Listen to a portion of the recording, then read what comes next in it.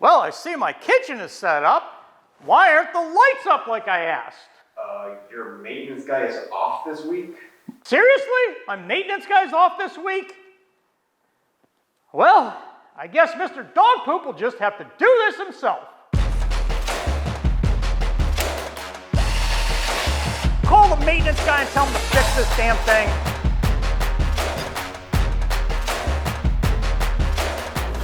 Of course, my video guy told me to go out and buy 4 ICANN LBX40 panels for $2,200 each.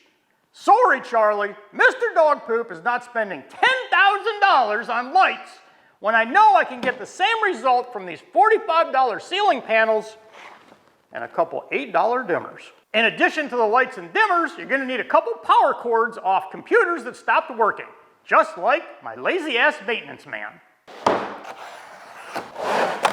Instructions.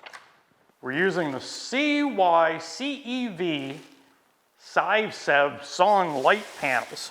2 of these cost $45. And they look like a $2,000 panel. The only difference is they're not boxed out and they don't fit on a light stand. Isn't that a thing of beauty? $45. It's a hell of a lot less than $2,200. So here we have the light temperature switch. We can go from 3,000 to 4,000 to 5,000, 3 settings, and just change it when you want. We're gonna go to 5,000. You wanna go down to tungsten color, go over here. The wattage, how much light do you want coming out of this? There's 3 settings, 500, 750, and 1,000. We want 1,000. Mr. Dog Poop likes a lot of light. As you can see, there's no power input. You'll have to take this off to get to the wiring. It comes with all the wire nuts you'll need.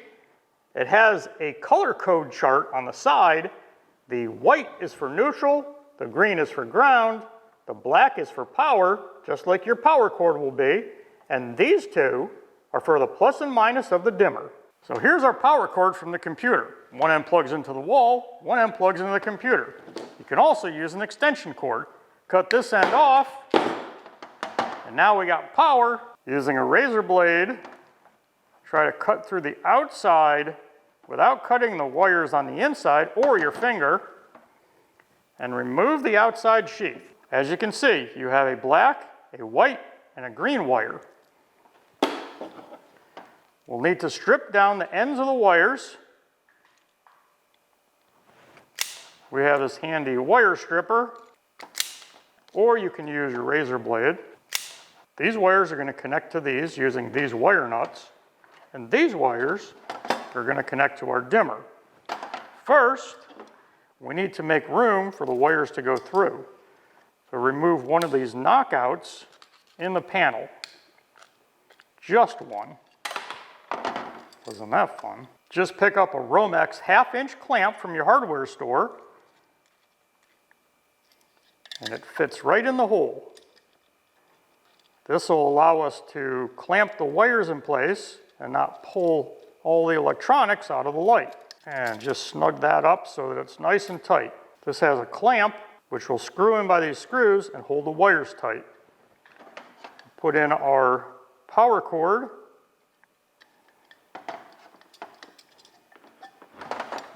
And we'll also need our $8 dimmer cord. I'm going to strip these wires a little bit extra because they didn't give us a lot to work with. These are labeled positive and negative. For the sake of our purposes, it doesn't matter. You want to twist them together and then take your wire nut, put it on, and twist it on until it's tight. Do the same on the opposite.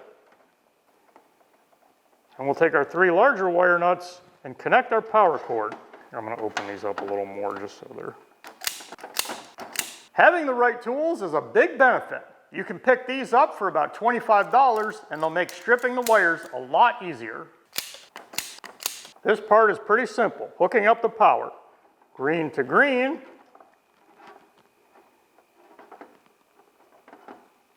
Twist it together.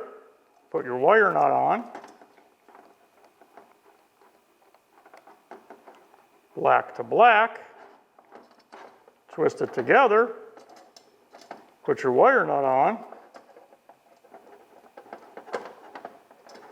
and white to white, twist it together, put your wire nut on. So now that your wiring is complete, we're just going to stuff it all in here and put our cover back on. Slides in the back, push it down, and put in the holding screw. Now we have these two wires that we want to clamp to prevent them from being pulled out. Don't clamp it so tight that you cut the wires, but clamp it tight enough to hold them. If you don't know how tight to do it, ask somebody that knows. So we've hooked up our power and dimmer. Our light is completely finished. Let's plug it in and try it out. So it looks like Mr. Dog Poop screwed up. You're not going to be able to use this $8 dimmer. We're going to have to go out and spend a little more money and get one that works, because this light, while it's working, it is not bright. I'm going to go get another dimmer, hook it up, and show you what it's supposed to look like. You, can you call the maintenance guy and tell him to fix this damn thing? Who would have guessed that Amazon would have sold a defective product? We went out and bought a different dimmer, and now we can take the light from bright to dim, just like the $2,200 iCan light. Go out and tell your friends you built a $2,200 studio light. Since my maintenance man isn't here, I'm going to show you how we install these lights in the studio. First, we're going to need some cheap plastic corner molding. We're going to put this up to the top of our ceiling and attach it with some screws so that we can slide the end of the light in. To prevent the screws from breaking the plastic, we'll pre-drill some holes.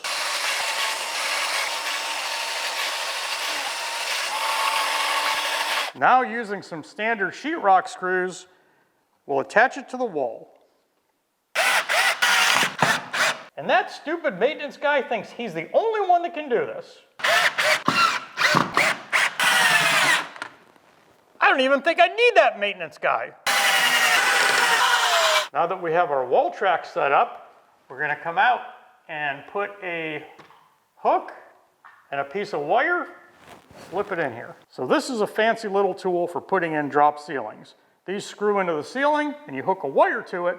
So we're going to hook a wire to hang our light.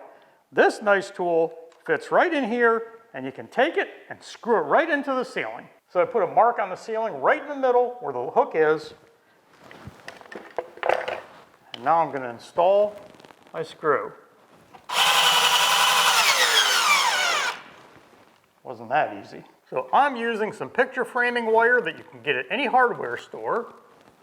You can use string, you can use a rope, anything you want. I'm going to twist it around, make sure it'll hold. So now I just have to get the light, slip it in the slot, and hook it onto the wire. There's a little hook here, just bend it out, and to get it level with your other lights, wrap your wire around.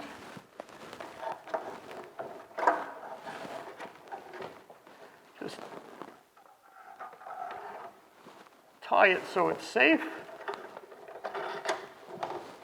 And just cut off any extra, and we're ready to turn it on. As you can see, Mr. Dog Poop just installed a $2,000 light panel for $45. And when my lazy-ass maintenance man comes back, he's gonna show you how to build a container and put it on a light stand.